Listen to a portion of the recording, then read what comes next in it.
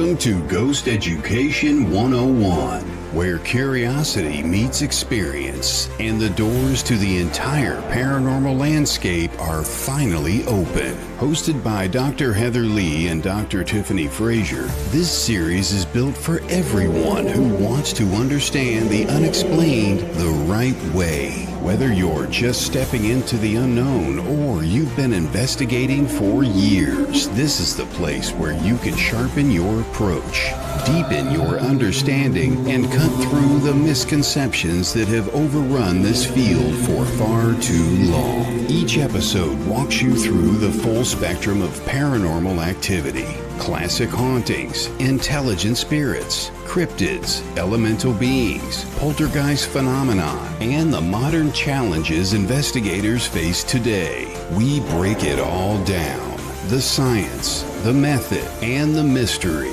without dumbing it down and without drifting into theatrics. Grounded in research, history, and real-world investigation, Ghost Education 101 is your classroom, your laboratory, and your gateway into the most compelling unexplained experiences on record. Learn, question, discover. Welcome to Ghost Education 101. Now, here are your hosts, Dr. Heather Leigh and Dr. Tiffany Frazier.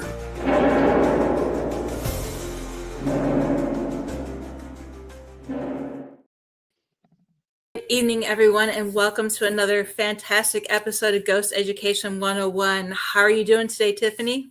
I'm okay. I'm feeling a bit better. How are you? I'm good. I know it was a rough weekend for us. And real quick, before we get started, we do apologize for having to reschedule our class over the weekend and as well as last week's show. But we do have plans to get those dates out there, and we will let you know, and we will have everybody back and up and running soon. So anything you want us to talk about before we bring our special guest on board with us today?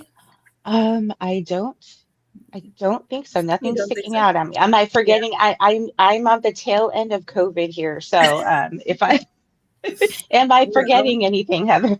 Not that I know of, but we always have. And then don't forget this Sunday we do have our recap show. So we'll anything we missed today we'll be able to cover then. So those of you who have been following Ghost Education for a while, notice that about a little over a year ago, I disappeared in October for a few days. Came back, didn't really explain where I was at, but word came out that I was at Waverly Hills doing some work with Haunted Discoveries Family Spirits. And today I am excited to bring on one of the cast members, producers, jack of all trades from what I learned while I was there. Kevin, why don't you join the show and tell everybody a little bit more about yourself? But we're so happy to have you here today. Hey, glad to be here. Thanks for the invite on. Welcome. Yeah, thank you. Thank you.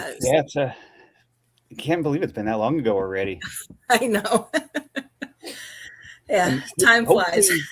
Hopefully we'll have some updates for those episodes soon.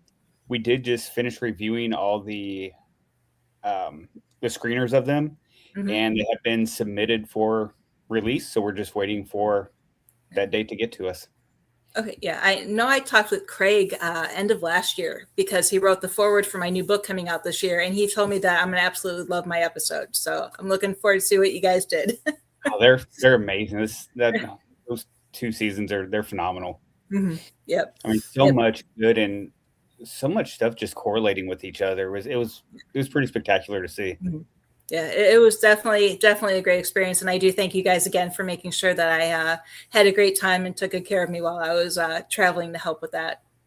For sure. Yeah, we appreciate you coming down. And it's a lot of work trying to organize and schedule that many people coming in and out and make sure everybody gets their flights, gets to the hotel, gets there to film and back. And that's a lot to keep up with while also being in the show. Right. You guys were nonstop from what I saw, but you guys had it all down and it seemed to flow very nice, and it flowed very easy. A lot of pre-production work. Yes. So before we continue any further, I'd like to let the viewers know a little bit more about you, what kind of got you into the paranormal and what brought you to the Haunted Discovery. Oh gosh, I got into the paranormal. It was probably around 2006, I guess. I mean, I've always been interested in it. ever since growing up watching the original Unsolved Mysteries and stuff like that, and just telling ghost stories, driving gravel roads in Missouri with my family. And then I was working for a sheriff's department in Missouri in the early 2000s, and I started doing some side work for a private investigator. And him and his wife had a paranormal team in Cape Girardeau, Missouri. Mm-hmm. So we got to talking, and they invited me on an investigation. So we went to a house that his brother owned at the time in Louisiana, Missouri, which is up just kind of north of St. Louis. And we spent the weekend up there, and it's where I caught my first EVP, and I was just hooked after that. Mm-hmm. That's usually what does it. That did it for me too. Yeah. Yeah. And then I caught footsteps. Oh, nice. Yeah. Yeah, we caught a voice. We're still debating if the name said Scott or Scarlet. It was kind of hard to tell, but it was one of the two. But no, it was an awesome place. But then in 2009, I left Missouri and moved out to Los Angeles. And when I was looking for a group out there, that's when I actually came across Brandon, and we met for the first time in 2010 at Linda Vista Hospital.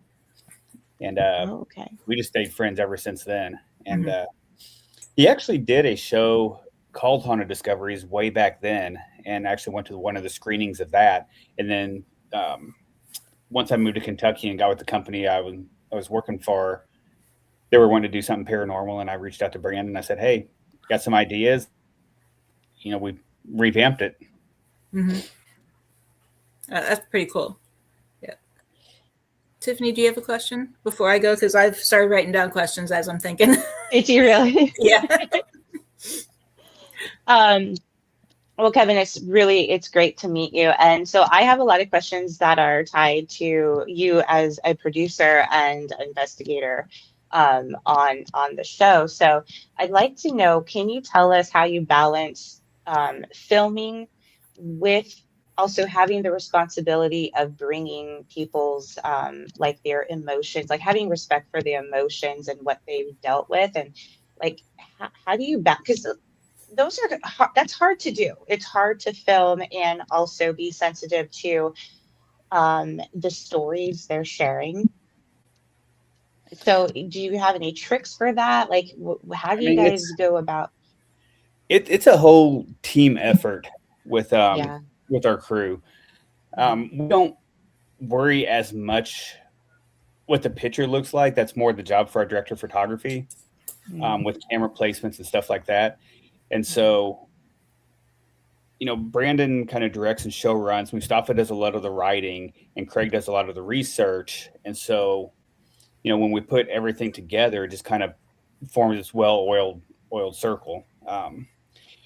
With Kendall, our DP, focusing on the picture and stuff, that allows us the time to focus more on the stories and all the emotions that go along with that kind of stuff. Okay. And then one question I do have is, your crew is absolutely amazing. I just have to say that.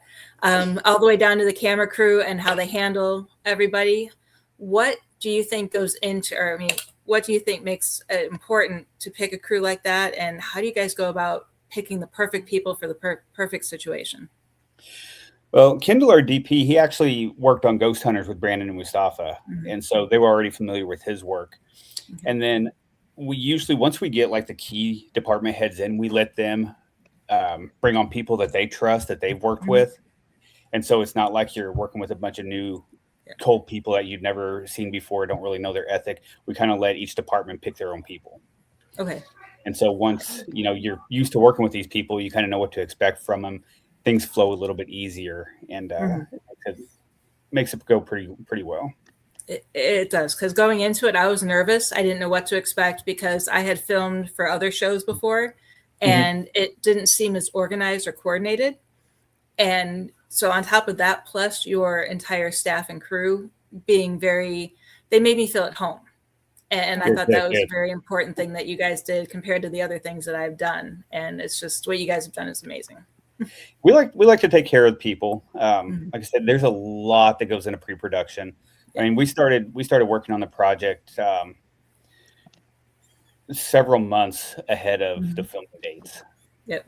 You're just trying to coordinate everything, and when you're doing 20 episodes, it's trying to get all the people in and get their schedules to work for travel. and all that. So there's a lot of pre-production that goes into everything. And then, once we locked in the location, good thing is most of the crew, like Kendall and them, they've been there before, so they kind of knew what to expect when they get there. Okay. And so that kind of helped on that front as well, when it comes to choosing the location to film in and getting it lit and all that kind of stuff. Okay. And before I let Tiffany ask another question, that's one other thing I had is you guys kept Waverly Hills a secret. Before I didn't even know where I was filming. All I knew is you flew me into Louisville and I was picked up, and I was actually on my phone texting my husband saying, "Hey, I'm on my way. I'll let you know how it goes." And I can't remember her name, but the person driving me, she's Allison. Like, "Hey, she's like, do you recognize where we're at?" And I looked up, I'm like, "Oh, no effing way." I was like so excited once I saw the building. I'm like, "Holy crap." But yeah, so what was your reason behind keeping it such a secret? The biggest thing, well, one, we didn't want it to get out that, we were there filming a show, because we didn't want a bunch of people trying to show up and stuff like that and try to sightsee and that kind of stuff. So that's the biggest thing, when you're at an iconic location like that and people know, oh, there's this show filming there. Let's go check it out. And, they already have enough issues with people trying to sneak in the property that, if they knew we were there filming, it would have been that much worse. Yeah, true. Great. I just recently started watching Haunted Discoveries, and you guys have a really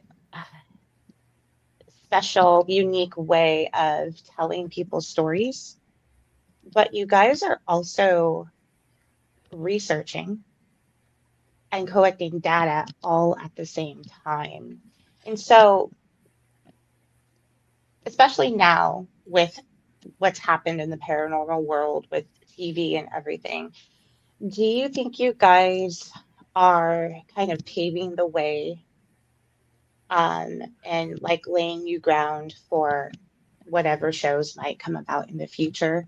Do you hope that they would kind of, I don't want to say copy you guys, but do you think that they might kind of take that more into consideration, that these people's stories, it's their experience. It's not just, it shouldn't be used just for like a sensational way to, make TV or, become famous or, Yeah, I'm really hoping so. One thing that's different with our show than a lot of the other ones is everything from pre-production through production through post is myself, Brandon, Mustafa, and Craig. Brandon does all the editing too. So it's not, a lot of the other shows, they'll go in, they'll film the episode, then they'll give it off to whoever to edit it, story produce it, all that, and put together what they think the show should be. We do everything ourselves. So we put out what we want people to see. We're all there. So we know what happens. We know, what to look for.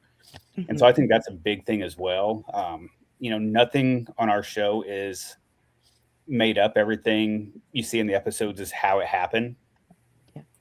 And so, that's a big thing, I think, is being able to do it all in-house ourselves. It is a lot of work, and that's what takes so long for our episodes to come out, is because we do everything. The only thing other people really do is we have another guy that does our color correction, a guy that does our post-production sound mix, making sure all the levels are equal and stuff like that. But other than that, we do everything. You can tell too. Just from watching it, you can see the difference, and you can really feel the emotion, and you can feel the, you can feel the passion that has gone into the production of the episodes. Because when I started watching, I was like, this is just so different, and it's so refreshing. And it's a lot about preserving history of these places. I mean, the true history, once you start looking into the factual history of locations, I mean, there's some places we've been where we've, other shows have been there and we debunked a lot of what they put out. And the people that own the locations were so happy when they seen the way we portrayed their episodes. A lot of times the factual history is more interesting than whatever the made up stuff is that you see on a lot of the other shows. Right. So do the research. We've gotten places to where, we kind of had a plan going in. Nothing on our show is scripted. Before we go to a location, we'll always do a Zoom call with the owner to kind of hear the stories and stuff like that and kind of put together just kind of an idea of where the episode may be headed. But I can't tell you how many times we've got to a place and that's completely changed. Yeah. Because we'll uncover something new. We'll find out some new information. And then we have to, go a completely different direction with the episode. Mm-hmm. But like I said, nothing's scripted. We'll bullet point out ideas based off the Zoom call. These are the claims. This is what we're going to look into. You have these kind of claims in this location. What would be the best equipment to utilize here? What kind of test would we try to do to document this? And plus having, Dr. Clore on several of our episodes as well, being a world-renowned scientist, that kind of really helps with our looking into the evidence of what we catch and, really being able to analyze that. Is there a natural explanation for it, or is it something that's unexplained? Yep. And that's what I like about you guys is you take that deeper dive, not just the surface. Okay, this is a story I heard, and here's a quick Google search that we did. You guys actually, take the time to dive into the history of a location to find more than just what you're being told. Correct. Yeah. And Craig's good at that. I don't think people realize how much time historical research takes. It's not just looking on Google. No. It's time consuming. And we like, pulling up newspaper articles to correlate with the stories that we're telling and stuff like that as well. Any documentation we can find, we like to use. Yeah. I know Craig pulled up information about my grandfather that I didn't even know. And then he had the documentation to back it up. And I was like, holy crap. I brought it home and I showed my mom. I'm like, look what they found. I can't wait to see it. Yeah. So, it's always fun when you can do that, when you can bring up documents and actually look at, stories and stuff like that. And, in a lot of places you go to, like, when we've done several episodes in Perryville, Kentucky, where you had the Battle of Perryville during the Civil War. And you would get a lot of people that would go there and just focus on Civil War spirits, because that's the big thing there. Yeah. Kentucky is so much older than the Civil War, especially when you get around Perryville, you get into Eastern Kentucky and the Appalachians, which was part of Pangea originally. You have stuff there that is pre-Native American. I mean, it's old. So, when you go into investigating, you have to look beneath, the hotspot thing that's there to, to consider looking at. Yep. Which I think people need to do with a lot of locations is there's so much history older than, the locations themselves. Yep. Yeah.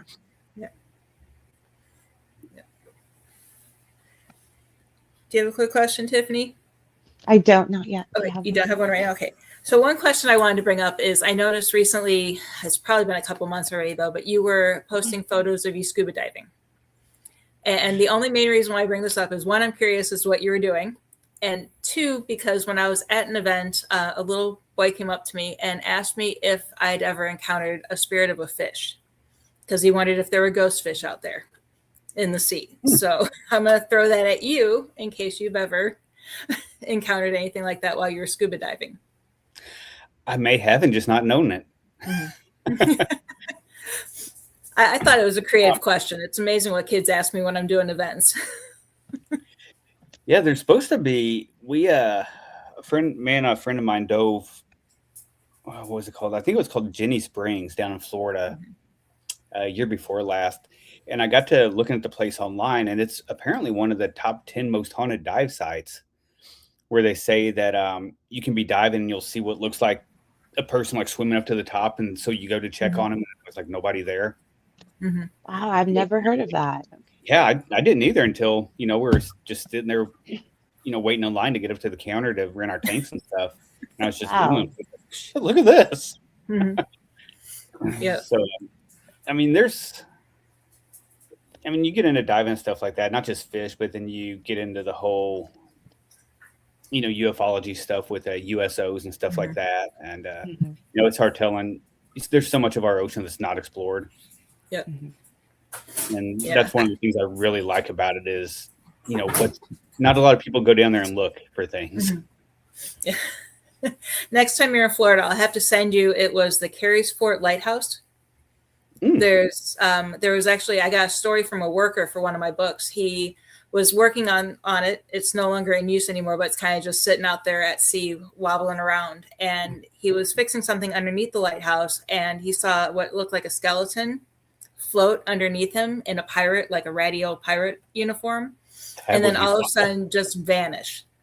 And he's like, it didn't sink in the water. It just vanished. And he quit his job. Wow. He never went back. And but the sea it's a scary place. Mm-hmm. Yeah, especially at night. I know whenever we take a night cruise, diving's a blast.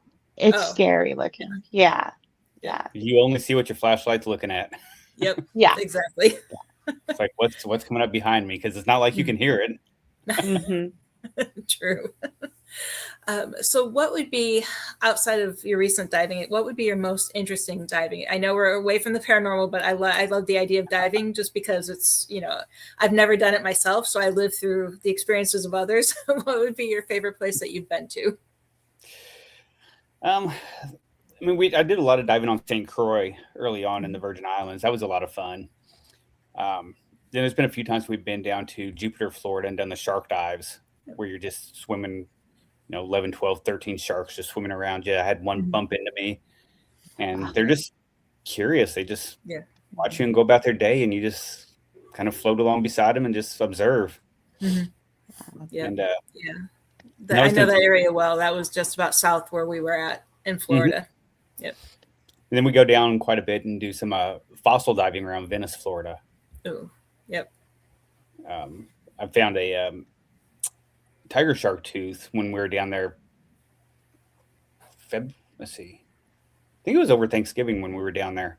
Found a tiger shark tooth and took a close-up picture of it and put it on ChatGPT, and it apparently belonged to an extinct species of tiger shark that they date between 10 and 20 million years old. Oh, wow. That was a good find. Yeah. Then I have some like whale bones and stuff like that. That's got like teeth marks in them from where it got eaten by a shark and a bunch of stuff like that. Dugong bones, all kinds of fun stuff. So Tiffany, are you going to bring us back into the paranormal here? Yeah, I can do that.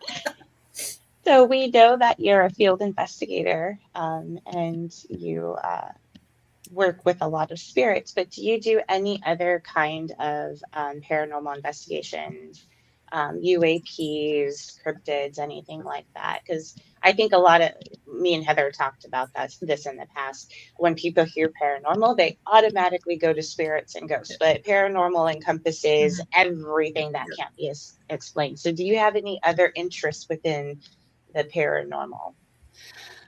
Well, when it comes to UFOs, are you familiar with MUFON? Mm-hmm. Yeah. UFO Network? I'm actually the chief investigator for Kentucky. Okay. Very cool. And so I do a lot of investigations with them. And then I wanted to get into more cryptid stuff. My contact down in Harlan, Kentucky, where we've done several episodes, he's been inviting me down there to go do some cryptid research with them, and I'm hoping to get down there for that sometime soon. Okay, because they're down there in the mountains right there in Harlan, and that's a interesting area down there. Mm-hmm. Yeah. Yep. Yeah. They have I live in Georgia, so we hear some stories sometimes. They have everything down there. They have cryptid sightings, UFO sightings, paranormal sightings. So you kind of get a good trifecta going. Yeah. Yeah, we lived in Utah for a bit, and my daughter came to me recently because she saw something pop up, and it had to do with UFOs, and she's like, "Do you remember this?" I go, "Actually, yeah, we lived there during the time when it happened."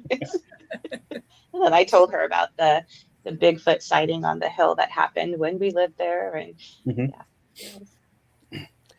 yeah, the UFO stuff's fun. I think, a lot of people sit around, they wait for, the government to say they exist, which I don't I don't trust them to give us the truth on them existing. I think, people that have had known experiences, they know that they're real, that they're out there. And I mean, because you don't really hear anymore about the cases like the Travis Walton or the Betty and Barney Hill, stuff like that. I just don't think those are getting told. Yeah. I don't think people's coming forward with that stuff anymore. Yeah. But I think Why do you think that is?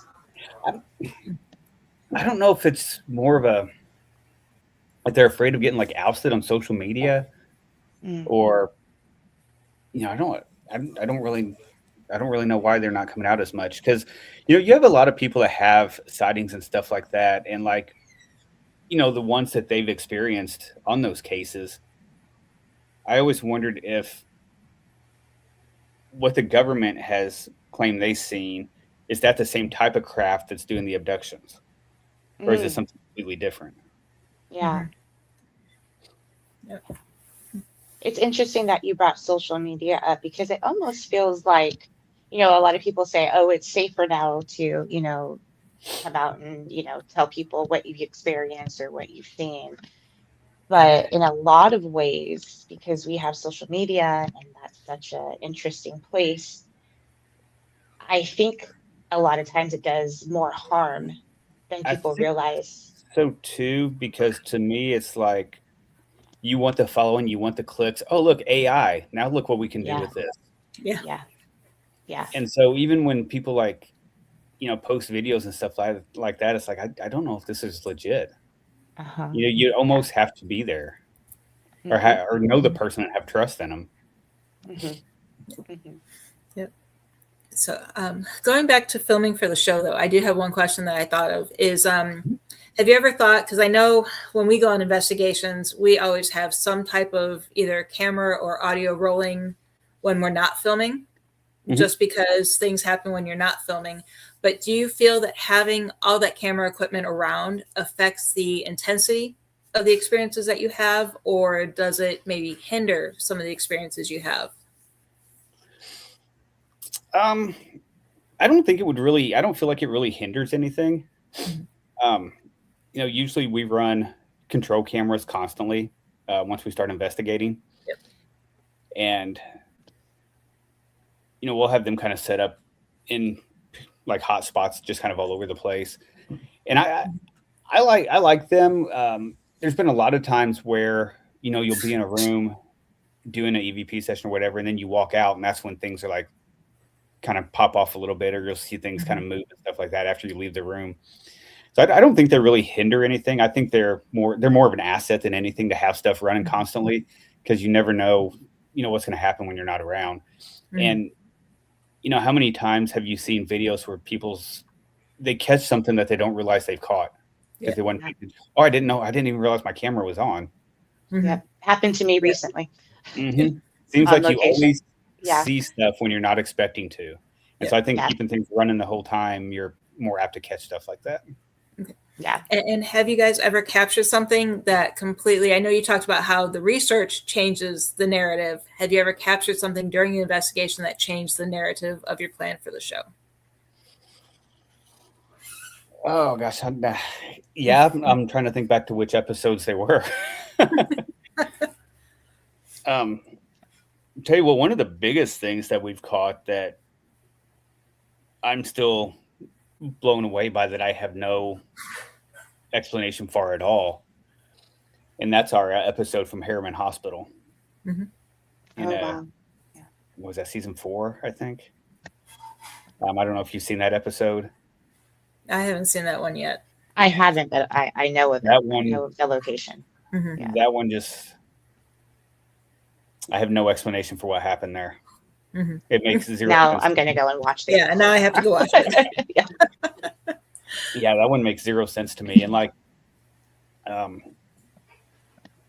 season 1, episode 2 at the Louisville Bourbon Inn with that shadow on the staircase. We didn't even know we had that till a couple days later. Yeah. Because we had the camera running, and it was just myself, Brandon, Mustafa, and another guy, Zach, that was there with us on that episode. We spent the night there, and we had the camera set up, but we didn't even know we had that at the moment. Yeah. It's amazing what happens, because we were filming a documentary in Goldfield, and we were in front of the Goldfield Hotel filming, and I just was standing there taking photos. And then we also have video and a photo of what appears to be a figure in a window in a home way down the road. So, you know, you had to zoom in to still see it. We got confirmation that that structure was locked from the outside with a padlock. So nobody was inside of it. And we had no clue that was happening until we 2.5 hours later, we're home, unpacked and everything. And here we found that if we had known that, we would have tried to get into that home to see what was going on in there. Wow. Goldfield's that's a fun place. Oh, yeah. I haven't been there yet. Oh. That's one that's definitely on my bucket Next time list. you can travel, Tiffany, let me know and we'll go out there. I know the owner of the Florence Mine, and they have a lot of haunted activity there. Yeah. Yeah. You know, I'm going to make my way out to Texas. Seen my first shadow figure at the Goldfield High School. Mm-hmm. Oh. Yep. Yeah, I wish my first shadow figure had been at like a different location. Mine was in my own living room. Yeah, I'd rather it be somewhere I'm not living. Yeah, that was, yeah. It's startling when it happens in your own home. Yeah. It's interesting because I have heard rumors that the huge apartment complex that I grew up in has gone through a lot of renovation. And since I started getting into this work, I'm like, man, I wonder if I could get in there and like, I don't know. Renovation seems like it amps up stuff quite a bit. Oh yeah. And I do know for a fact that the location, it sits on top of, now I cannot remember what kind of rock it sits on top of because I was very little, but they had to change some piping under the street. And so they had to do all this drilling. And I remember like it was in San Francisco. So for days, we just lived through earthquakes because they were just doing all this drilling. And they had told us it's because of the rock, the type of rock that the location was sitting on top of. And I can't for the life of me remember what kind it was, but it's very hard. And yeah, so there's definitely some stuff going on around that area. And I've always, you know, had the thoughts and told myself, like, if I could ever get back there, even if it's abandoned, I'm going to try and get back there and figure out what's going on, because it was a really interesting place to grow up in. Say that. Sounds like it. Yeah. Those are stories for a different time, but yeah. I always bring up the shadow person because that's what got me really interested and like fueled my passion for getting into this work. But there were some other things that happened over the years. Now we looked and, you know, once we figured out that we had caught that one at the Bourbon Inn, you know, thinking about, you know, kind of going through and stuff like that. And you watch the clip. And it actually is between the banister and the wall on the stairwell. Mm-hmm. And so, you know, even if people would say, oh, you faked that or whatever, it's like, okay, how? Because that's when I start thinking about, I look at my evidence kind of like I'm putting together a court case for a trial. It's like, what kind of questions would the defense attorney ask me? Well, there could have been somebody being backlit by a light. Okay, could have been. Here's why it's not. Yeah. You know, if it was backlit, you would have to have a matching staircase on the other side with somebody walking up it. And being that close to a light, the shadow would have been a lot bigger, and it wouldn't have put it on the inside of the banister. Yep. I think, and I think I know the clip you're talking about. I think I've come across that clip that you're talking about, and I saw it, and I had those same thoughts going through my head. And I'm like, no, like I don't even remember how many times I rewound it to rewatch it, and like, and it looks like I said to my husband, I said, this one's legit. It looks exactly like what you described seeing there. Yeah. So I know we were talking about how Tiffany's first experiences was in her home, and I don't want to talk too much because I don't want to spoil my episode, but you know, my first experience was in my own home. Have you ever had your work follow you home? Because I know I've had several cases where things I didn't want to follow me home followed me home? I think it has only happened maybe once. And, it's when I was living in Los Angeles and I was, I had a roommate at an apartment and it was a 1-bedroom. And she hated her bed. So she was actually sleeping in the living room on a blow up mattress and I had the bed. And there's a big walk in closet that we shared. And I had woke up and it sounded like she was walking on the edge of the bedroom, like by the closet. And so I look up and like nobody's there. So I was like, oh, whatever. So I try to go back to sleep and I hear it again. It's just solid. I mean, I can hear her walking. Yeah. And so I get up and I go look and she's still sound asleep in the living room. Mm-hmm. And it happened like once or twice more. And finally I was just like, will you please stop? I've got to be up early. It was quiet the rest of the night. Mm-hmm. But that's the only time I feel like anything has followed me home from anywhere. Okay. Even, sleeping in these places, I've never had an issue sleeping in a haunted location. The only place that I can remember stuff happening during the night was at the Miners Cabin in Virginia City at the Gold Hill Hotel. We stayed in that Miners Cabin. You could hear the center doors opening and closing at night. Mm-hmm. Oh, wow. Yeah. It's like, oh, I heard you get up and go to the bathroom. I didn't get up last night. Yeah. Yeah, no, we were the Florence mine that I mentioned earlier. My fellow investigator and I, we were there for another project that we were doing, and we stayed. The owner of the home and the mine let us sleep in his, in his home. So we had the living room, and all the kids were like, "Oh, can we sleep in the living room with the paranormal investigators?" And the family's like, "Yeah, sure, go sleep in the living room." I had the couch. My fellow investigator, he had the blow-up mattress on the floor, and all of a sudden, I thought he got up to go to the bathroom. So I opened my eyes to see if he was coming back, and he was still snoring away, and there was a dark shadow figure walking in between the children, just looking down, like checking in on them, like, okay, you're asleep. And I like froze. I'm like, I'm not moving. I'm not letting anyone know. Yeah. And I just observed him for probably about 30 minutes, just walking around the living room, checking in on everybody. Wow. That's incredible. The weirdest thing. I tell you what, after listening, doing, 41 episodes of Family Spirits and some of the stories that we've heard from people, nothing really surprises me. Yeah. Yeah. I still get blown away. Yeah. Yeah. I just think it's amazing. Yeah. There's just so much property that has everything. Yeah. Yeah. I know Jerry brought up just like my shirt at Sorrel Weed House. Yeah. We went to Sorrel Weed, it was back in November, and we were doing an ITC session, and I was kind of crouched down next to the spirit box, and I felt something on my back, and I'm a very logical person, even doing this work. So I'm sitting there and I kind of feel something, and I go, no, there's nothing. Well, then it happened again, and it was much more just like a definite, somebody gripped my shirt and was pulling it up my back. So I jumped up and I grabbed my back, and I'm like, something just touched me. And in my head, I'm like, there's no way my shirt was moving.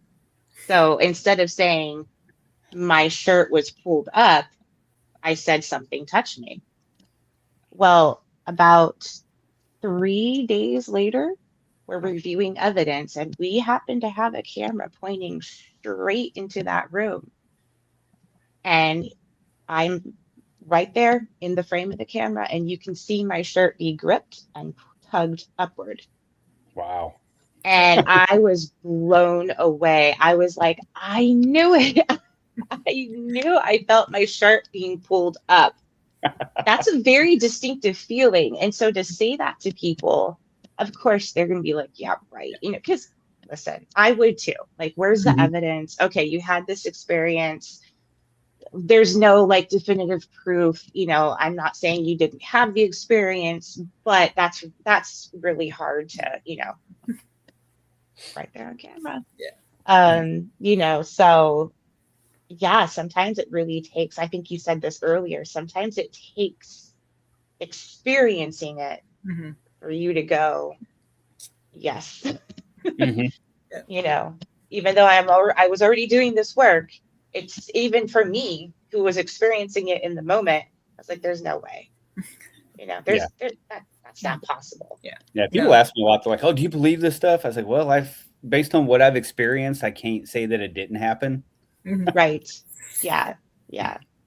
And the video you had, Tiffany, I mean, you sent it to me, and I watched it probably 101 times trying to see if there was a way, you know, thinking how other people would tear it apart and like throwing you, could it have been this, could it have been that, and you know, so and I was doing the same thing. Out. Yep. Yeah. And so I showed my daughter. She's almost 14, and she's very interested, and her brain is just like totally developing and always all over the place. And we have some really interesting conversations, and I love it.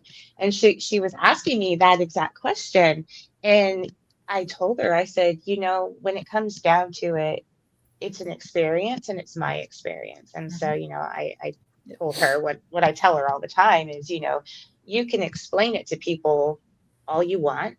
It's up to them to take it as they want. You know, you don't owe them to, you know, you're not obligated to explain it until you're blue in the face. You say it how it was, and they can take it or leave it, you know. And I said, had this not been captured on video, that's exactly what it would be for me. I had an experience, but now that I have this on video, I know for certain I had this experience, and people can still take it or leave it. You know, that's their right. And I think we've, as a society, kind of forgotten that, because there's so much debate back and forth in terms of, oh, we have to prove it, and sometimes we have to prove it so much that, you know, we kind of twist the truth.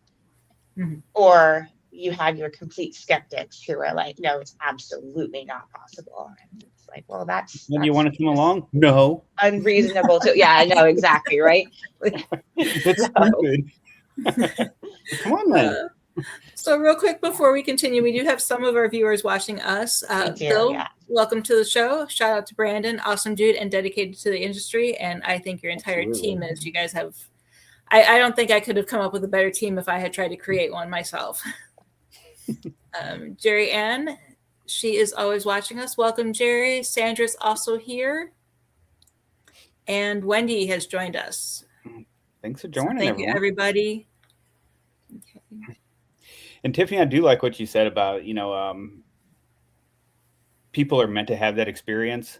Yeah. And I think that I kind of feel like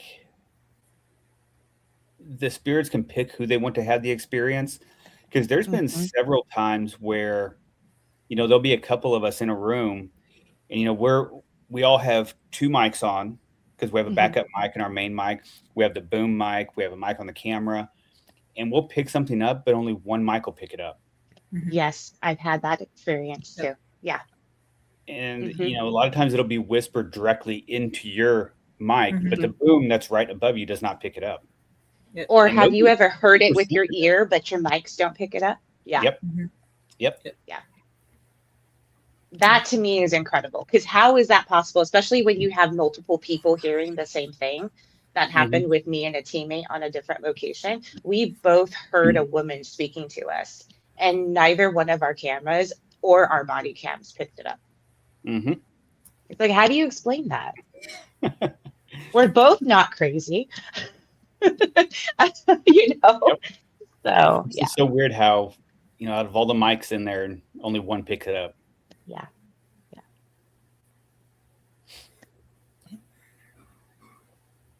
Okay. I'm just looking at some questions that I've typed up real quick as we've been talking. So one question we do get a lot is, with the paranormal field, we run into a lot of skeptics or semi-believers. I like to call them, because they're not fully believing, but they're not really, I don't want to say they're a disbeliever. But how do you handle that, either from the public once your show airs, or even from within your own team? I mean, it doesn't matter. If you have the best piece of evidence there is, somebody's going to like us, somebody's not. There's always going to be somebody trying to say something. Yep. You know, you even look at movies that win, you know, awards for best picture. Some people think it's the worst movie ever made. Some people say it's the best. No matter what it is, somebody's going to have a different opinion. And so, I mean, you're open to your opinion, whatever you want to believe. Just because, I mean, your opinion, so it doesn't necessarily mean you're right. But Right. if that's what you believe, go ahead. If you're there and you physically experience it firsthand, you're going to have a completely different opinion than somebody that's never investigated the paranormal before. Right. Mhm. You know, they don't know anything about it. They've never been out and done it, so they don't know what goes into it.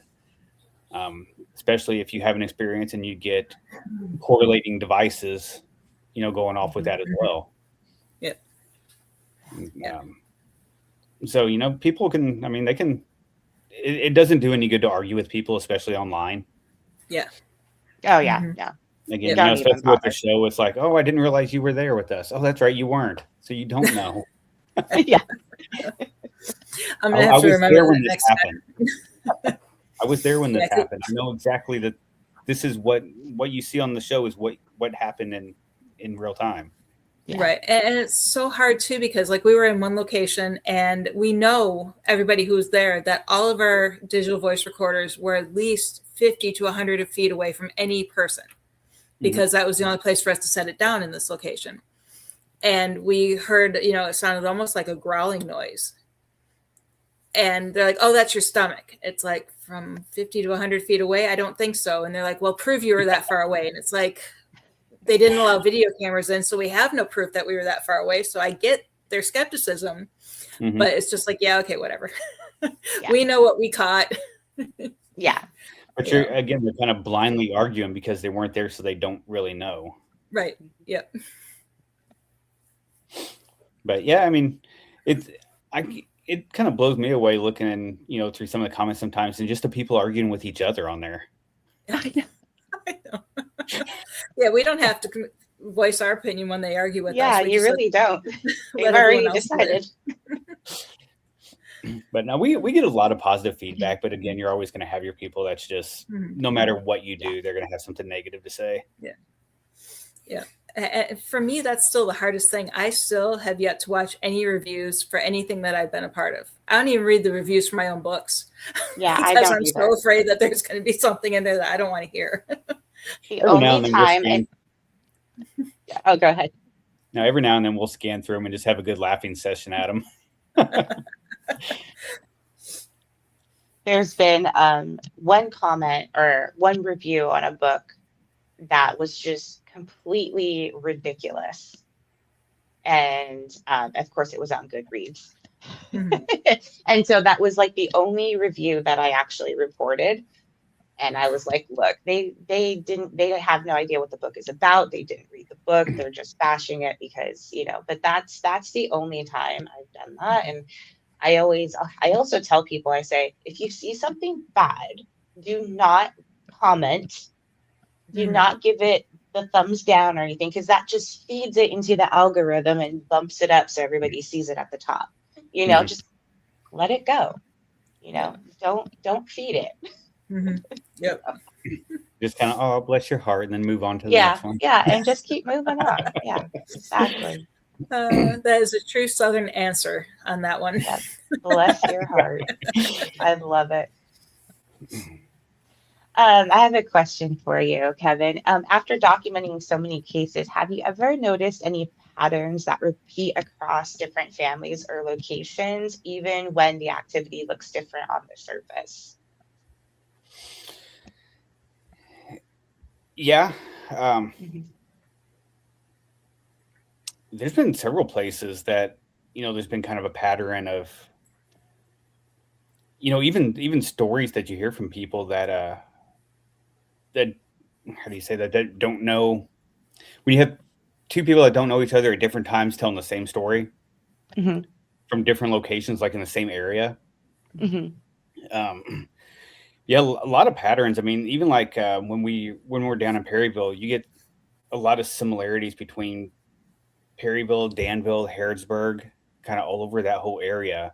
A lot of similar stuff. When you get down into like Harlan and stuff like that in the Appalachians, which was part of Pangea, some of the stuff down there kind of correlates with stuff that happens over in Scotland and stuff like that, which they used to all be one piece. The Appalachian Mountains are, I mean, that's I think the oldest mountain chain in the world. Yeah. And I've heard that.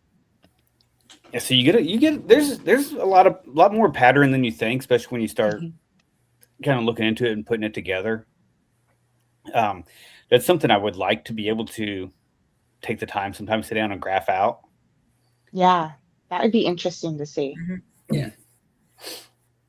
Just they've had us so kind of busy doing back-to-back stuff and trying to keep up on everything that I haven't had a chance to really sit down and graph out, the Yeah. patterns. This is what we caught at this location. This is what we documented here. But I really would like to get those laid out and just kind of look at that pattern. And then another question for you, because I'm starting to really focus on and hopefully also do some research in the near future on this topic. The topic of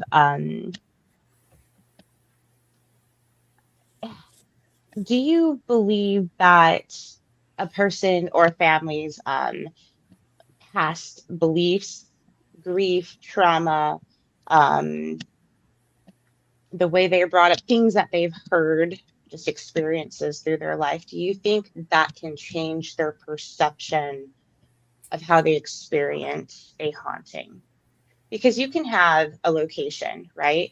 And you can have one family experience just some incredible phenomena, and then they move and they'll say that it didn't follow them and they're okay. And you have another family move into that same location, and maybe they experience something, but it's nowhere on the level that the other family experienced, or sometimes they don't experience anything at all. So I'm really starting to focus on the idea that perhaps hauntings can, or the way a person's upbringing, their embedded beliefs can kind of change their perception and how they experience a haunting. I would believe that, and I also believe that it's kind of what you're open to experiencing. Okay, yeah. Are you a completely closed off individual, or are you open to having the experience? The people that moved in there that's not really having anything, are they actually not having it, or do they not realize that they are having one? That's interesting. I think that happens with a lot of places. It's like, are they actually having things happen? They just don't realize it. They don't realize that it's paranormal. Maybe it's something like a knocking sound or something that they just write off as something else, not realizing, that's not what that is. Yeah. Even little things like that, or, just seeing something out of the corner of your eye or something. And I guess I'm just seeing things, but maybe you weren't just seeing things. Maybe something actually did pass by. But you just, you don't acknowledge it. Yeah. I think belief can really lend into the type of experiences that you have, kind of your upbringing and stuff like that. Yeah. I think also with the upbringing and your beliefs, it makes you either more open or more closed to the possibilities of what could be happening. And I think, if you're brought up constantly believing in it and, expecting something to always happen, can you project some type of thought form manifestation and make something happen? Yep. Yeah. One thing I've always said is a diehard believer, someone who always wants something to happen, is almost as dangerous as a skeptic to the field, or a non-believer, because they're doing the opposite of trying to disprove it. They're trying to prove it so badly that they could be making it happen. Yeah. I want it to happen organically. Yep. Yeah. I don't want anything to be forced. Ask questions, let them answer. Yep, definitely. That's one thing I always wondered too about, like, when you get into thinking about like thought form manifestation and stuff like that, and you look at a lot of these places, because so many places now have like the ghost tours and stuff like that, and the ghost walks. When you have that many people telling the same stories about the same location night after night after night, are you actually helping keep those spirits alive? Or are you like, focusing on something and create something there that never was there before? And when you have that many people focused on one thing, can you project that? Yeah. And that's one thing I uncovered in one of my recent books about Jose Gaspar. there's no record he ever existed. Mm-hmm. It was a made up story for a hotel wanting to bring tourism in. And now Florida celebrates this big festival about this man who never existed. And people are now seeing him on the shoreline in the Tampa Bay area. And there's no documentation. The shadow, we called it Louisville Bourbon Inn, the girl going up the stairs. There's no documentation that she was ever a real person. Right. There's stories from the family that said she was, but we cannot find anything showing that she was a legitimate person. Yep. Yet we caught the shadow, and you know, people can't say, "Oh, you're seeing things." It's on tape. Yeah. Right. When you can rewind and look at it again, you're not just seeing things. So I know with your show and everything, you guys take a lot of effort to make sure you take care of historical properties, property owners, and then the stories that are shared within them. What steps do you guys actually take to ensure that you do this ethically and that you respect everything from the property owner to the actual spirits at the location? I mean, the big thing is, treat the places with respect for sure. You know, don't go in and do your research. Don't make up the stories. You know, report on, you know, what you know to be factual. Now you can ask questions about stuff that you're not sure of, but don't go in with, you know, claiming that that's 100% fact. Yeah. And then, you know, everything from just trying to preserve the places, get the stories out about them, get, you know, people interested in it. You know, Brandon's done a heck of a job with the place that he bought in Perryville for preserving that. That was my next question. Yeah, preservation of these places and, you know, the stories and stuff like that. You know, it helps keep the memories of these people alive. Yeah, for sure. You know, we have one of our episodes that's going to be coming out in season 5. And the lady we were interviewing, she said something, you know, that I thought was interesting, which just hasn't been released yet. But she's like, you know, I think people go through 3 deaths in their life. She said one when you pass on from childhood to adulthood, one when you pass away from adulthood and you're actually dead, and then the third being whenever, you know, if you're a lost grave and whenever you're forgotten to time. And you know, luckily with what we do, we've had, you know, great access, you know, and getting to know Billy Wilkerson with the Simpson County Historical Society, who does our ground penetrating radar. And, you know, if you look at our episode from Harlan in season 3, when we went to that influenza cemetery, and the whole town's always heard about, you know, this mass grave being there, but nobody's ever, it's always been a legend. And then to bring him out and actually uncover that there is a mass grave there. And they've actually put up a monument since then to remember these people. So, you know, that kind of preservation for a lot of these locations goes a long way. Yeah. You know, anything you can do to keep the stories alive, keep the places alive, you know, respect them. One thing that really, really pisses me off is when you get to some of these nice historic locations and they're just tainted with vandalism and that kind of stuff. It's like, why? Oh yeah. Why? Yeah. It's hard. Yeah. It's hard to see that. You know, and if you go to a place and it says no trespassing, find out who owns it, get permission to go in. Don't just break into places, and, you know, respect the locations. And that's, you know, the like you said, the field's already hard enough as it is, let alone when you have people doing stuff like that kind of discredits a lot of stuff. It does. Yeah. It does. Make it a lot harder for a field that's already hard. So hard. And if somebody asked me, they're like, why did you get into this? Like, well, I like to take the hard route in life, I guess. Yeah. It's if you catch something that's trying to figure out what it was, is there a logical explanation for what we just experienced? That's exactly what I tell people. And also because I like to take the hard route in life. And But I mean, I'm always up for a challenge. mhm. It is challenging, and it's not just challenging just because we're trying to, you know, uh, prove anything to, the so-called real, or whatever you want to call it, scientific community. But, it's also for ourselves, because Yeah. if you're good at what you do, you're not just doing it just to prove your own theory. You're Right. doing it to find the truth. And if that disproves your theory, then so be it. That's what real science is.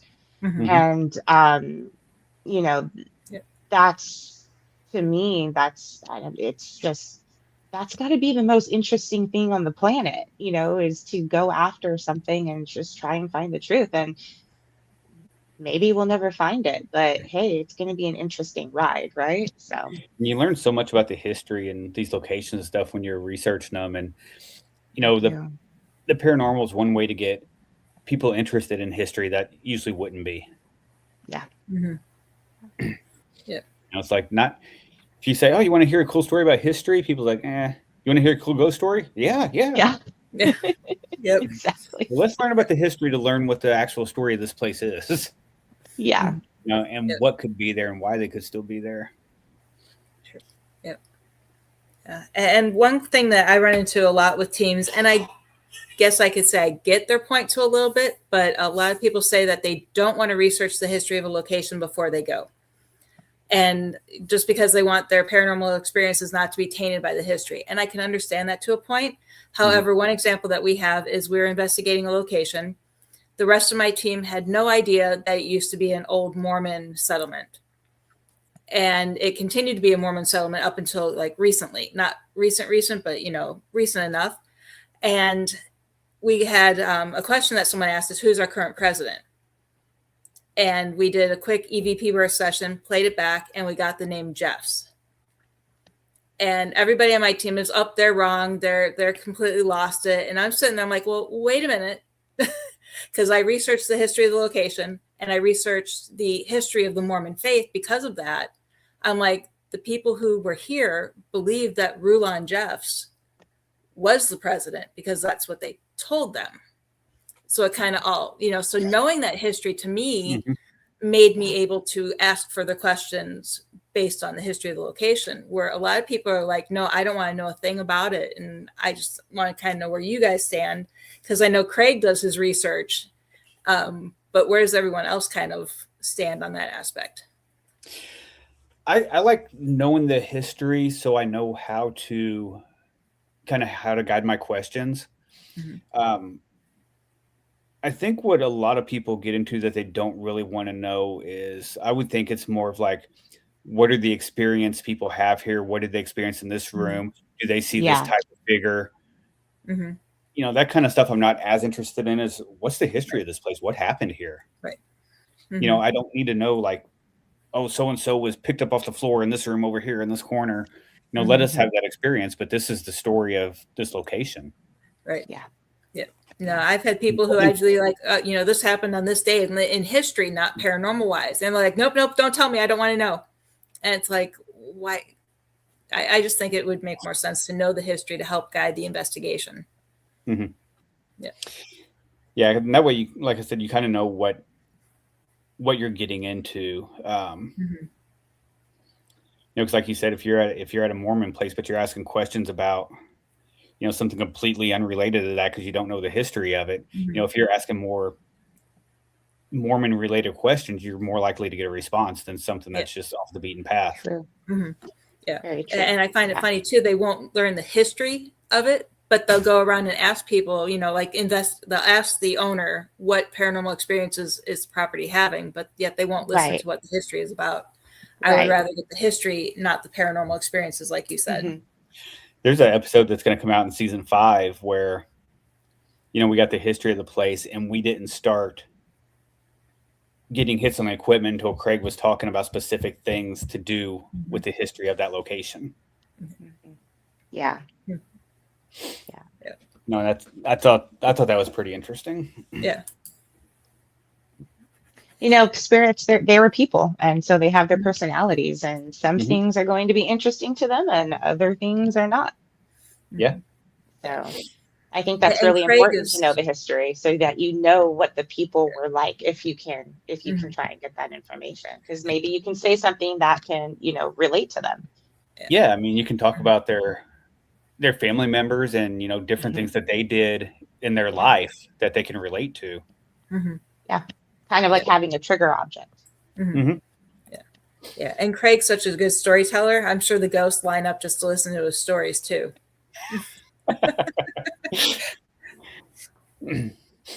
But yeah, it's like I said, I'm not as much on, going into a place and being like, what these are the, I kind of want to know what the experiences are, but I don't need to know like, what room did this happen and what happened over here and, that kind of stuff. We'll kind of figure that out. But yeah. It is kind of good for us to know too a little bit, so we can get an idea of where to place like our control cameras and that kind of stuff. Yeah, I was just going to mention that. Yeah. So it is kind of, good to know a little bit of it, but I can understand why people, don't want to know that, because they want to go in and, have their experience. Yeah. But, like I said, when we go in and try to actually research the history, we need to know the history. Yeah. Do you think there's a topic that that paranormal television needs to explore that they haven't explored yet? Or is there a topic that you are hoping to explore at some point? Topic wise, there's so many different shows out there now. I don't really know what hasn't really been touched.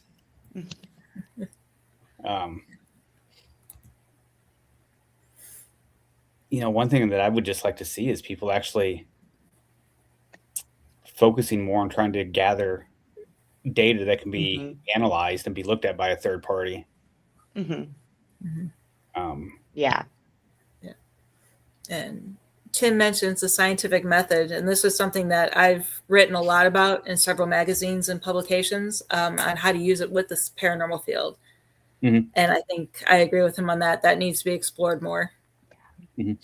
Luckily, Curtis Maloney, who built our APLs, our atmospheric phenomenon loggers, did a great job with those, because they, detect your temperature, your pressure, your humidity, your EMF, your vibration, motion, and it logs it all in real time to a graph internally that you can download to a program and look at. That's cool. And it's all time stamped and everything. And then we use like the Kestrel environmental data loggers that measures, wind speed, magnetic compass, all that kind of stuff. We use a lot that's not made for the paranormal. And then the EMCCD camera being one of our biggest assets that we use, that detects like single photon events and that type of stuff. And there's been times where we have documented, a photon event that has set off EMF and changed the magnetic compass direction on the environmental data logger all at the same time. So there's something to, those photon. You can't see them with your eye, but they're happening. Right. Yeah. And when you can correlate that with equipment going off at the same time, that's pretty interesting. Yeah, that's really neat. Yeah. I can't tell you what it is, but I can tell you that it changed. It's got a magnetic pull to it, and it can set off EMF. Yeah. Hopefully one day we can figure all that out. That would be fantastic. So with all of the work that you guys put into Haunted Discoveries, if your audience took away one thing, what is one thing you hope they take away from your shows? I think the biggest takeaway would be, like one of the biggest things we pride ourselves on, besides, the data collection, is just the historical preservation. These places are getting old. They need to be taken care of. And, it's good to have historical societies and stuff like that can step up to the plate with these locations. but even trying to get funds for some of these now is just, it's getting really difficult. Mm-hmm. And, I think a lot of places don't realize how much it could help them if they would open their places up to investigating. But then, the problems we had, like when we started on season 1, when I was trying to find locations is, you reach out to a place and you're like, we're doing this paranormal TV show. And they're like, I'm not familiar with that. Let me YouTube it. And then they see some of the stuff on YouTube and they're like, nope, we don't want to be associated with anything like that. Yeah. It's like respect the places. I can't tell you how many locations we've got that they said the only reason we're calling you back is because we've seen your episodes and we like the way that you go about doing your investigations. I've heard that so many times. After these places, we like the way you tell the stories. And there's been places like, well, can you send us a script? I was like, no, we don't have a script. Well, what do you mean? You tell the story. Yeah. This is your story to tell. It's not our story. And that's why we like to interview people that's associated with the locations, other historians and stuff like that, is because we want to know the story from your point of view. You're there all the time. Tell us the story of the place. Yeah. Yep.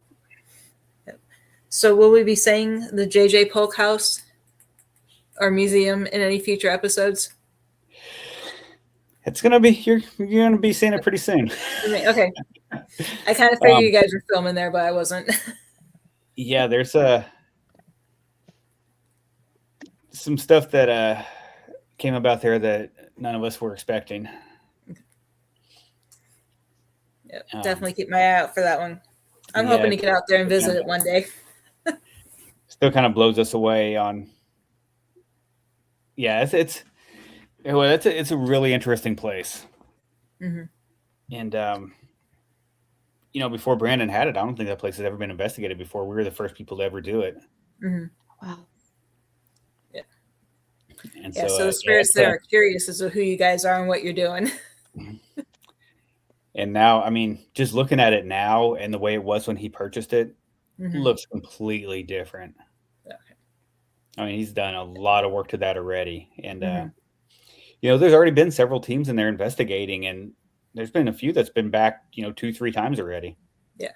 That's cool. Wow. Yeah. I was excited for him when I heard he was buying that. Yeah. And just, all the research he's been doing. And it's like when you think you pretty well have, as much knowledge as you can get on the place, something else comes up, something new. Yeah. Someone traveling through that says something about what they did as a child there or something, or they remember it while growing up. And yeah, just talking to some of the townspeople. Yeah, when I grew up around here, I used to see this in here all the time. So really, tell me more. Yeah, exactly. That's the same thing this person said, and you have no idea who they are. Right. I think when you get several people telling the same story, I think that correlates a lot with something's going on there. Yeah. Yeah. Definitely says a lot about location. Yeah. Yeah, I always thought that was something super interesting. That and like little kids and stuff that they see, where people's always saying, "Oh, you just got an overactive imagination." Like, no, not always. Yeah, they're seeing something. Yeah. And through so many episodes of Family Spirits, how many people were talking and be like, "Yeah, the kids, they would describe this person, then they see a family album and be, oh, there he is. That's who I see." Yep. Yep. Yeah, we had that. There was a small museum. It was a above ground mine, but it was simulated to look like you go underground. So it was this really beautiful museum that was built. And we would host weekend events that would open free for kids to come in and check it out and learn about the history of mining. And we knew nobody was in there at the time because there's only one way in, one way out without the emergency exit alarm going off. And another one of the volunteers and I were standing outside the door, just kind of talking away. A little kid comes running out because we knew they ran in and came out. And they're like, "Can you please let the person in there giving tours know that I appreciate his time and showing me everything that he showed me throughout the place?"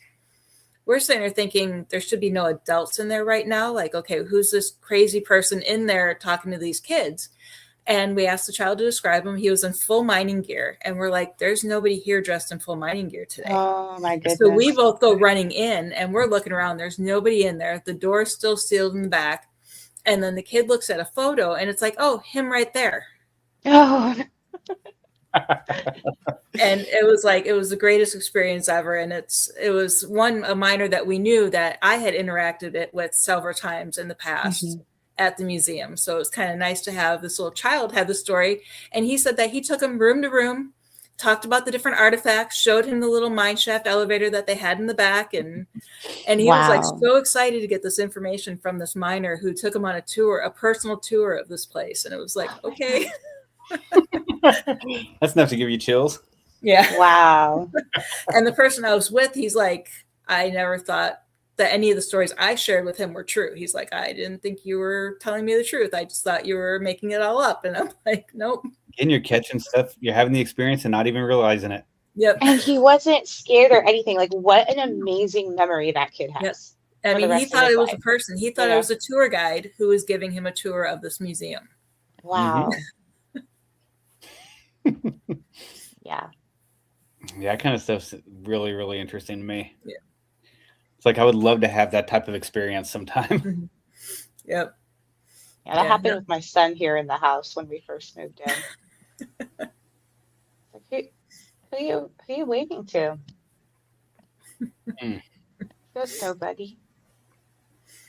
Had I been just 2 steps ahead, I would have seen what it was or who it was. But then would you have? Was it only making his presence known? Well, your son? Who I think it was lived in this house. This is a family house. And so he passed away about 1.5 years before we actually moved in. He didn't pass away here, but he passed away about 1.5 years before we moved in here. And so I have a feeling I know who it was. And my son knows this person. And my son is also special needs. So I think he's a little bit more open and attuned to that stuff. And it was, at first, as the mom, I'm like, what's going on? But also to see my son not scared, and he obviously had this recognition. For me, I was like, I know exactly who. I know exactly who it was. So it was actually comforting. I wasn't scared or anything. But we got that story a lot too, where people say that their experience was more comforting than it was scary. Yeah. Because I've experienced things here too. Yeah. And like there's a particular room in the basement. And our basement, I don't know, to me it's not scary. I'm not scared of it. But there's a particular room, and there are some things in there that was left to us. And every time I need something, I go in there and I say, okay, this is what I'm looking for. And wouldn't you know, every single time I walk in there, it's like literally in the place, like right when I walk in, I'm always able to find it. It's like just right in front of me. So yeah. Pretty cool. You're making the spirits do your dirty work and find what you need. No, he was super helpful. He would be proud. He would be very proud. Sometimes I hear his voice too, like what he would say. I'll just use that. Make it work. Yeah, exactly. It'll work, and it always has. So always works out for us. So one question we do usually ask all of our guests on the show is any particular place that you would love to go investigate or have unhaunted discoveries that has not been done yet? Oh, places I would like to go that haven't been done yet? At least by you. Oh, by me. Oh, by you or the show. Or any place that might not have ever been investigated. There's so many places I'd like to go. There's a lot of like iconic places I'd like to go that I've never been to yet. I haven't been to Trans-Allegheny yet. I'd like to do that one. Ohio State Reformatory. Haven't been there yet. I'd like to do, Lizzie Borden House and stuff like that. I haven't been to Eastern State yet, or Missouri State. I'd like to do both those. And the other thing, when the show first started out, is we went to a lot of places that people never heard of.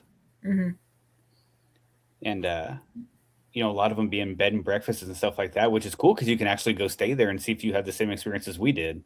Right. Yep. And, there's actually a lot of places that we've done on the show that haven't been done by anybody else, and people just didn't know about them. But there's a lot of places I'd like to go. Some of my favorite places, that's not been on the show is I love Point Sur Lighthouse out in California, up in Big Sur. Oh, Love Point Sur. Virginia City's always a blast. Goldfield's always a blast. I'm trying to think. I'd like to do the St. Augustine Lighthouse. I think that'd be a lot of fun. That one is a lot of fun. St. Augustine altogether, I think you'd have a blast out there. I've been through there before. I'd really like to be able to go down and dive on some haunted shipwrecks. I was going to say, go find Atlantis for us. Yeah. Because one thing I wondered, because, we have some GoPros and stuff that are modified to full spectrum. And I can, I have the waterproof casing for those to use underwater. Yeah. So can I pick up stuff underwater like you do above? That would be a good theory to test. Yeah. See what you can and can't do. Because if you can pick up spirits above water with, wider spectrum, can you do it underwater? If there's anything there. Yeah. Exactly. Yeah. I just need to figure out a waterproof IR illuminator. Oh, yeah. Oh, there's so much you could do underwater. Oh my God, there's not enough lifetime to figure out everything that we want to do. I'd like to be able to find like an EMF detector and stuff like that I could use underwater. I was going to say, you should be able to make some type of waterproof case, kind of like that goes around the GoPro. But I need to make sure that how would you the sensors are reading it accurately. Yeah, that would be the issue. Yeah. And is it waterproof down to 80, 90, 100 feet? Right. Yeah. That would be something I need to look into. I was going to say, you have the resources to make that happen. So yeah. Maybe something we need to put in the works. Yeah. I know when we go on vacations, they're not your typical family vacations because my family's my paranormal team. So like we're going to Galveston in October before we go on a cruise. And of course, we're going there 3 to 4 days beforehand, and we're staying at a haunted bed and breakfast right there by the port. Nice. And then day one of the cruise, our first port is Key West. And of course, we're getting picked up by David Sloan, and we're getting a haunted tour of Key West. So I was just actually talking to one of my friends last night from Galveston. She wants me to come down and visit and do the ghost tours down there. Yep. Yes. So we're kind of looking forward to that. Soon. Yeah. In Galveston, there's this company, you'll have to look into it. It's going to make it fun. They rent golf carts, but they look like old Model T Fords. Oh, that's cool. That you can drive around Galveston. So we're going to be getting one of those too. So how fun. But yeah, no, I'm looking forward to the bed and breakfast because that is something, it's haunted, it's unique, and it's not your standard. You're not going to have 101 people flooding the place because it's only for those staying there. Yeah. But I mean, now as of locations that we've done on the show, we've had some good ones. I mean, Brandon's place is awesome. The Polk House, get there if you can. We dropped down into Tennessee. We did Brushy Mountain. We did Scott County Jail. Those are a lot of fun. Portal 31 in Harlan, the coal mine. That's a lot of fun because you can actually get back into the mine. Benham Schoolhouse Inn. We stayed there whenever we filmed at the Portal the first time. It's a haunted schoolhouse that's been turned into an inn. So you can rent rooms there. They still have the lockers in the hallway and everything. That's a cool place to check out. Gosh, we've done so many episodes. It's hard to keep track where all we've been. Right. And I know I haven't seen them all. So, I mean, have you guys done anything in the Mammoth City area or Mammoth Cave area? We did the Grand Victorian Inn that's down there in Cave City. And we did Hall Place Bed and Breakfast that's in Glasgow. Okay. Hall Place was a good one. We actually did that one twice. We had a really, really good interaction there. That was I don't remember if that was season 1 or 2. That was season 2, I think. That we went there. Hard to keep them all straight anymore. Right. Because I know we used to, I mean, going back to when I was in my 20s, our family vacations, again, we didn't do your Disney World, Disneyland, or anything like that. We did historical locations. So our vacations usually were spent going up and down the East Coast, going to Gettysburg, Harrisburg, all of those places. And we went to Mammoth Cave every year. That was one of our locations. And we would always stay at the cabins right there on the national park property. And there was a lot happening there. And some of it I don't think was actual ghosts. I think it was like a cryptid borderline. So there's a lot there. Now, one place I want to go that has a lot of sightings of all three as well is around Red River Gorge. Okay. Yep. Here in Kentucky. There's a lot of cabin rentals and stuff you can get there, but there's a lot online about paranormal cryptids, ufology around that area. Yep. And we're actually really close to there in season 6, which none of that's come out yet. I haven't even got to those cameras for review yet. You guys are busy when you can't get to everything to review for a while. I know. It's like we did 3 seasons last year. Oh, wow. You did 3 seasons in a year. You filmed it at least. Wow. That's a lot. That's a lot of review. Like, as soon as we got done with season 5 at the beginning of the year, we couldn't jump right into that edit because we had to finish editing Family Spirits season 3 and 4 from October. So once we finished that, we started editing 5, and then we went and shot season 6 and season 7 almost back to back. Oh wow! So That's finished so those, and then we had to. We're still finishing up season 5 now. Okay. Yeah. And I know you guys don't stop even when you're in between seasons, because I see the postings and I see the questions you guys put out there looking for other projects. And it's like, oh my goodness, how do you guys do it? It's nonstop. And I mean, when we're in production, it's literally 7 days a week for the 4.5, 5 weeks we're on the road. Yeah. But I mean, you guys enjoy what you do though. So I think that's all that matters. It's fun. It wears you down. By the time we get to the last episode, it's, you're ready for your own bed. Yeah. That's true.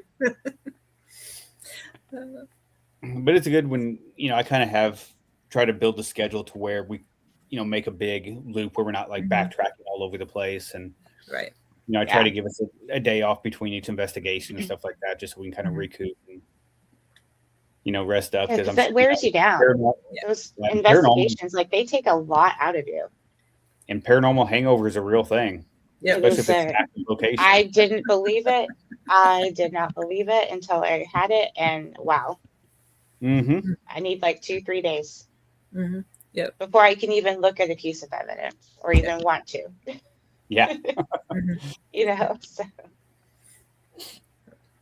Yeah, it's like we finished one location. It's like, okay, let's reach out to the next, make sure all the interviewees are still confirmed, make sure they're actually going to show up at their times. And, is everything set for the next hotel? So then we moved to that one. And all right, now let's look at the next location. Are all these people ready to go? Yeah. Yeah. Just trying to even last October, while I was sitting there, I mean, I had some time just to sit back and relax and watch you guys, and you didn't even sit down once. You were all running around and we get it done, and it, the hard work shows. And it definitely does. Yeah. So, talking about different projects, I did I recently see you and Brandon on an episode on TLC? Yep. Yeah, we were on a episode of 1,000 Pound Sisters that come out yesterday, actually. Yep, I saw the preview for that, and I was like, no way. Yeah, Amy was looking for a haunted wedding venue. Mm-hmm. And they reached out to us, and we took them to the couple places that we went to in season 1, the Talbot Tavern and Jailer's Inn in Bardstown, Kentucky. And yeah, it was a lot of fun. They were fun, a lot of fun to work with, and went there and we had some stuff happen. Okay, that's cool. Did you end up finding her a location? We did. Okay. Yeah, I haven't seen the episode yet, but I saw the preview and I was like, oh, I got to bring that up tomorrow. I was getting so many text messages and stuff last night. Were you on the show? Was that you? No, it was a lot of fun, and she was a hoot, and she had a good time, which was that's the most important thing. She had fun, and so we actually had some stuff happen, and yeah. So did you guys get an invite to the wedding, or? Yeah. Okay. But, I guess I don't know how many episodes they have in a season, but I didn't even know that was coming out last night until people started texting me. Yeah, I've never watched the show. My guilty pleasure is Sister Wives. Mm-hmm. So I was watching that and catching up on that, and I caught the preview, and I was like, "Oh, I gotta watch this one." I don't watch anything that's like currently on. My go-to like shows that I usually watch is like normally Big Bang Theory. I watch that pretty religiously. Yeah, How I Met Your Mother is one of my favorite ones. I watch pretty religiously. Yeah. As far as like sitcoms and the one I'm watching right now is Ghost. I tend to my watch mom that one. And watch that one. They said it's really, really good. Yeah. Yep. I like the US version better than the UK version, but they're both really good. Yeah. I've seen a couple of episodes of it. It looked pretty good. Yep. But I canceled my satellite a while back, so I don't watch anything usually real time. I catch it when it's streaming. Yeah, we never do. Yeah. I only get all the stuff because I work for a cable company, so. Ah.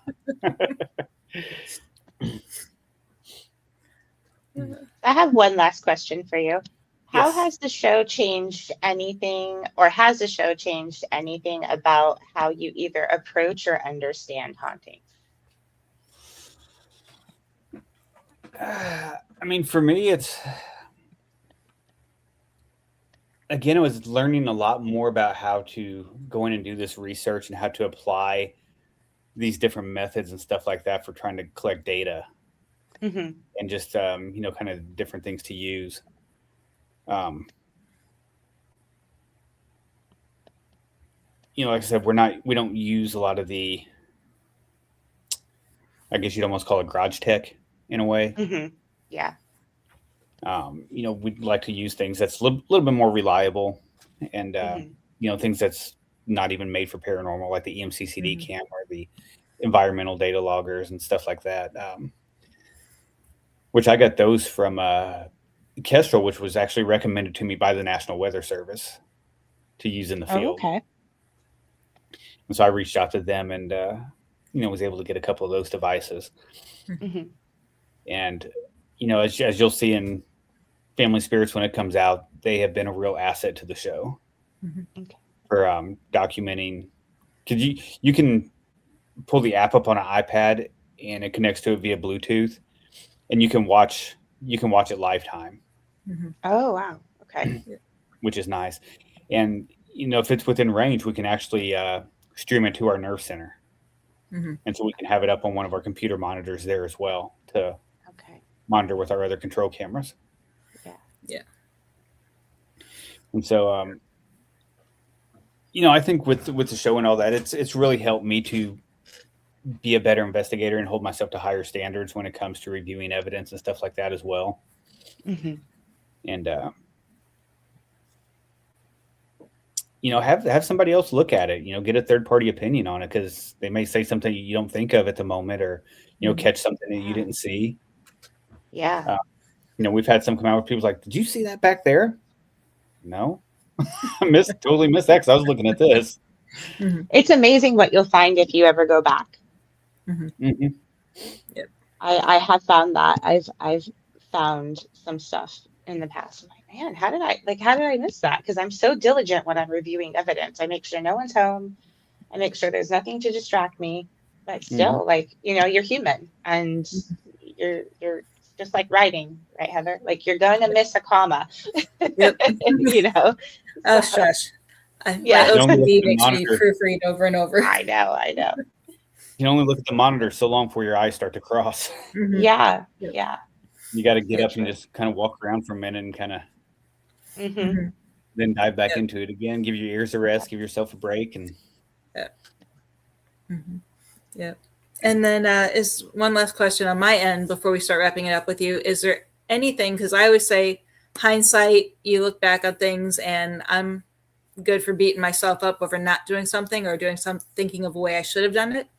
Are there any episodes that you think, looking back, man, I should have done it this way?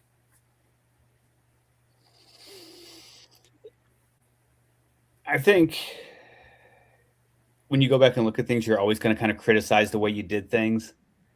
Like you said, hindsight is 2020. Like, why did I not go over there and look at that when it happened? Right.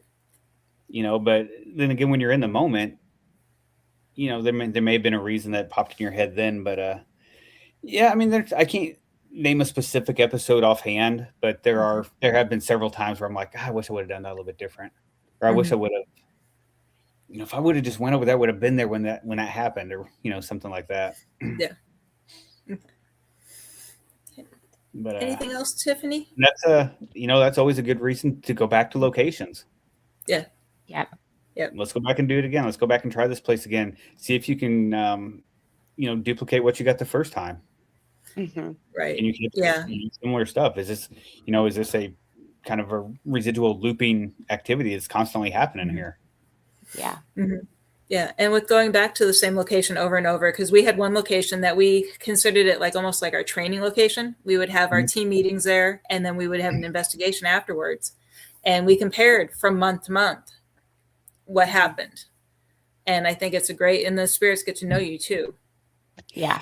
That's the thing that we've come across a lot too, is some of the places we go, they say once you're there more often than the spirits get to know you, they start to get more active. Yep. Yeah. We've also noticed that things get more active, with weather coming in. Mm-hmm. When storms are coming in, it seems like, I don't know if the lightning and stuff energizes the air and stuff like that. And I've also noticed a lot more activity, it seems like, in places that are in a close correlation to running water and train tracks. Mm-hmm. Which that's happened several locations where you have a river, the train tracks, and the location right there next to each other. Mm-hmm. Yeah. Yep. And especially when a train comes by, I don't know if it's something with the way the metals on the tracks and the wheels are, creating, kind of an energy, and then you have the water and everything, and that kind of creates stuff. And but it's a few things that we've kind of noticed along the way that's really amped up some activity. Mm-hmm. Yeah. Yeah. And since you're noticing that, one more question pops to mind, because one of my research projects that I work on is how areas with higher concentration of quartz crystal seems to have higher levels of paranormal activity. Do you guys document any of that? And have you noticed any correlation between the level of activity that you get? Quartz and limestone, it seems like, is a pretty good conductor. What was that, season 3? The first time we did Carrick Park's house in Perryville. And we looked into that cave, which had a lot of limestone in it and stuff like that. And we brought in a geologist from Western Kentucky University. And he kind of helped us kind of figure out, look at the rock and look at the cave and stuff like that. And it seemed like one of the waterways actually went under the house, directly under a room where we were having a lot of activity. Okay. That's pretty So interesting. I think they're running water under the house. But then, like, the second time we went back there, the strange anomaly that we picked up in that room was no longer there. So I don't know if it was just something that was there that day, or maybe it was deeper water running through the cave at that time. I don't know, but yeah, or how fast it might have been flowing through, or that was kind of interesting. Another reason to go back to locations, more than once. First time we ever did the Washoe Club in Virginia City, we were there for 3 nights in a row. First 2 nights, we didn't have anything at all happen. Third night, it got a little crazy, but the first 2 nights, it was nothing. Yeah. I've heard that from a lot of people at that location. But yeah, I think once spirits get to know you, once you're there a little bit, and they know that you're there to, I guess, do good. Right. Like they start to get a little bit more more responsive to you and, wanting to come out. Yeah. Yeah, because they see so many of these other groups that come through that don't have good intentions, that they kind of just, they have free will just like us. So they don't have to talk to us if they don't want to. Nope. Yeah, and I think they can sense when somebody's there to do good, when somebody's there to... 100%. Yeah. Yeah, take care of the locations, preserve them, keep them clean, pick up your trash. I hate walking to locations and seeing trash laying around and people just leave there, and it's like so disrespectful. Yeah. No, there was a mine in, was it Nelson, Nevada? And we were investigating inside of it for the documentary that we were filming, and the walls were just filled with graffiti. And it was filled with empty water bottles and trash, and it was so depressing to have to go down there. And it's like you want to pick up every single thing you can, but then you just don't have enough hands. You'll never get your investigation done. Yeah, I know. Yeah. And it's such a beautiful area out there because it was right on the river too. So there you go, river running water. Exactly. And that area is very active, because I don't know if you know the history of El Dorado and Nelson, where that area had both deserters from the north and south go there. So then it ended up having its own mini civil war. But then the entire camp was wiped out by Native Americans that came through and reclaimed the land. So you had not only a mini civil war battle, but you had... and it was just a hotbed of history and information, and but it was, I walked into that, I mean, we crossed the city line and I could already feel the heaviness in the city, and I was just like, oh, this is going to be an interesting one. Yeah, there have been places you can really feel the heaviness when you walk into them, and it's crazy how sometimes you can walk in a room and it's super heavy, and then you go back in it 5 minutes later and it's like it's not there anymore. Yep, nothing happened. Like, or it leaves while you're doing the investigation. Yeah, you can feel when something moves. Oh yeah. Yeah. My family always jokes I'm either the worst person or the best person to bring with when house shopping, because I'll walk into a home and I'll be like, nope, nope, you don't want this one. Oh, my husband used to do that. We wouldn't even have to get out of the car. We would just like drive. We would look at the listings, and we would go for like the Saturday drive. And there were a few back in California. We would drive and he'd pull up and no, we're not getting out of the car. Yeah, sounds like. And I look at it and I go, I don't know what you feel, but you know what? We're gonna go with it. I'm gonna trust you. Yeah, my parents just you don't like it. Okay. And my mom, they pulled into a neighborhood and she's like, there's something in this neighborhood that's dark, and she's like, no. It was like the whole neighborhood. Oh wow. So it's interesting what people can pick up on. Always trust your first instinct. Don't like second guess yourself, like if it's just like, if your first thought is like no, or I don't like it, and don't force it. No. Unless you're us and we're there to actually find stuff. So yeah. So are there any upcoming projects that you wish to share with us before we continue, or that you can share? Because I know there's a lot of NDAs on what you do. Yeah, right now, I mean, we're just trying to get caught up on everything else that's still pending. I know season 1 of Family Spirits is currently on Tubi.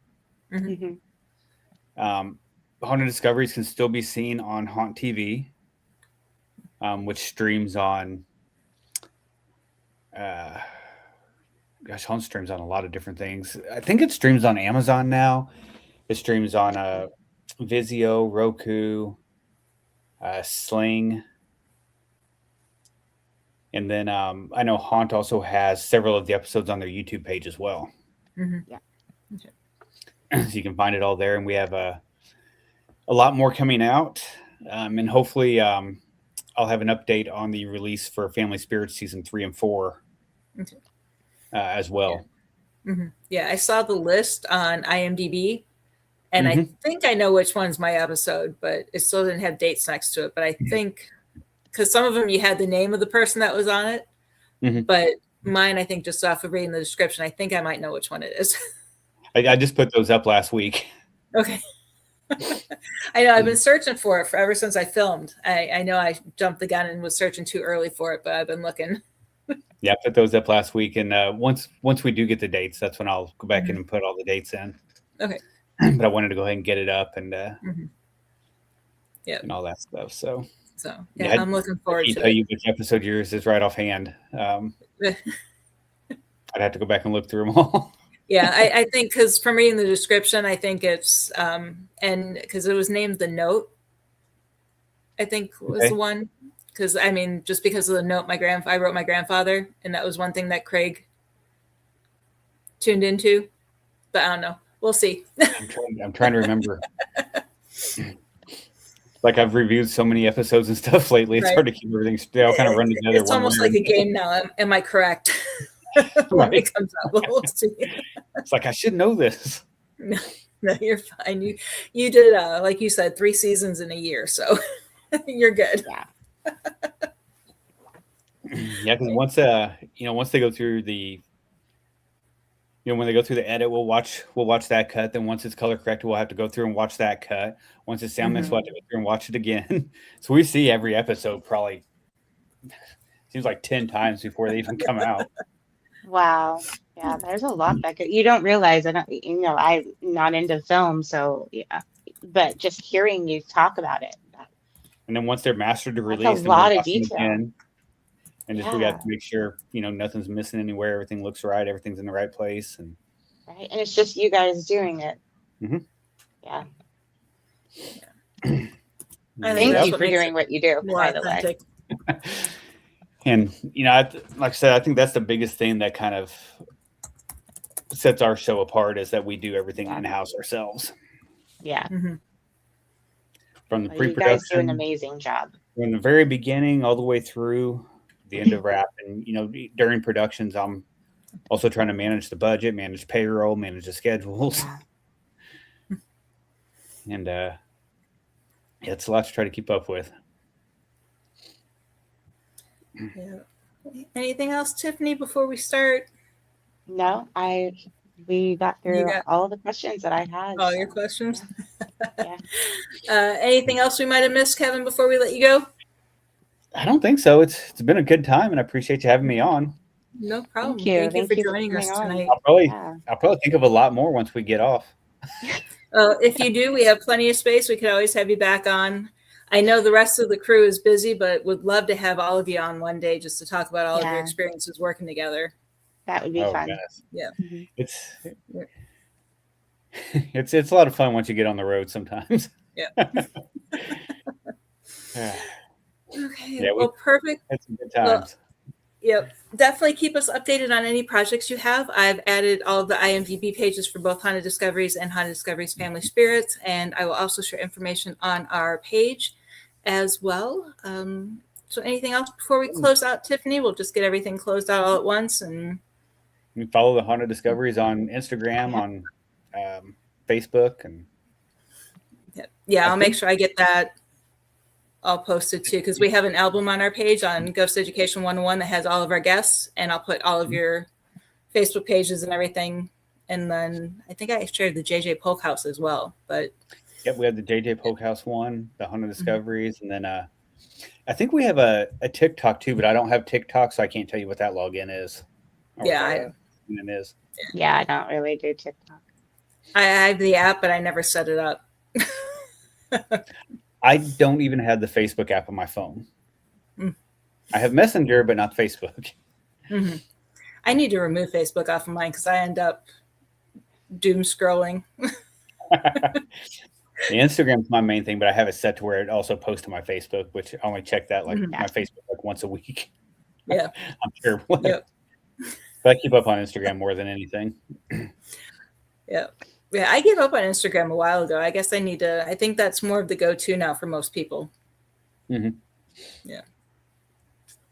Okay. And just a few more things. So yeah, we will, I keep saying this every week. We are working on our website. Bear with us. It still has that welcome screen. I know Tiffany and I are working behind the scenes, but we're getting there. And then don't forget, this Sunday, we will be doing our recap for the month. Here are some of our favorite memories from this month, as well as just a chit chat back and forth about what's going on in the paranormal field and our lives. And don't forget to join us January 28th with special guest Bobby Resnick Hawkins. He's a return guest on Ghost Education 101, and our biggest topic with him is Bigfoot. And that is it for today. Again, thank you, Kevin, for joining us. It was great catching up with you and talking about what you guys have planned, what you've done. Looking forward to chatting with you again in the future. For sure. Thank you for having me. Thank you so much. Good night, guys. Good night, and we will see you guys next week and this weekend. Have a great night. Hey.